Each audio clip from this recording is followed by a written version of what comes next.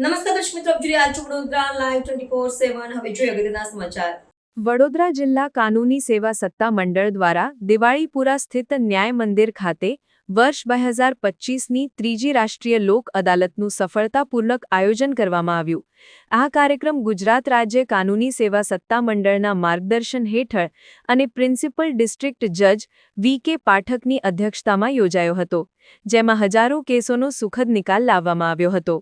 આ લોક અદાલતમાં સમાધાન માટે કુલ 63,230 કેસો રજૂ કરવામાં આવ્યા હતા, જેમાંથી 61,220 કેસોનો સફળતાપૂર્વક ઉકેલ લાવવામાં આવ્યો હતો.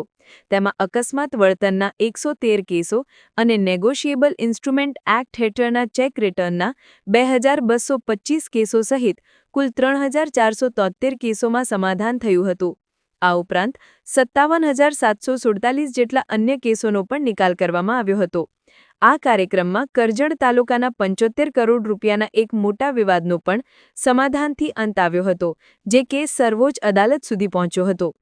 લોક અદાલતની આ પહેલથી અદાલતો પરનું ભારણ ઘટવાની સાથે સાથે નાગરિકોને ઝડપી અને સુલભ ન્યાય મળ્યો છે.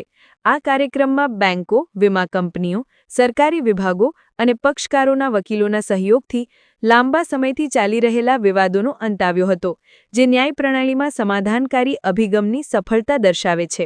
નેશનલ લીગલ સર્વિસ ઓથોરિટી દ્વારા આયોજિત આ વર્ષની ત્રીજી લોક અદાલત છે અને એમાં દર વર્ષની જેમ આ વખતે પણ અમને વડોદરા વકીલ મંડળનો સહકાર ખૂબ જ સારી રીતે પ્રાપ્ત થયો છે. વડોદરાના પક્ષકારોએ પણ ઉત્સાહભેર ભાગ લીધો છે આજની લોક અદાલતમાં, અને આજની લોક અદાલત આપણા વડોદરા જિલ્લા માટે સારામાં સારી સફળતા, ન્યાયમાં કેસોના સેટલમેન્ટમાં આપણને સારામાં સારી સફળતા મળશે એવું કહી શકાય.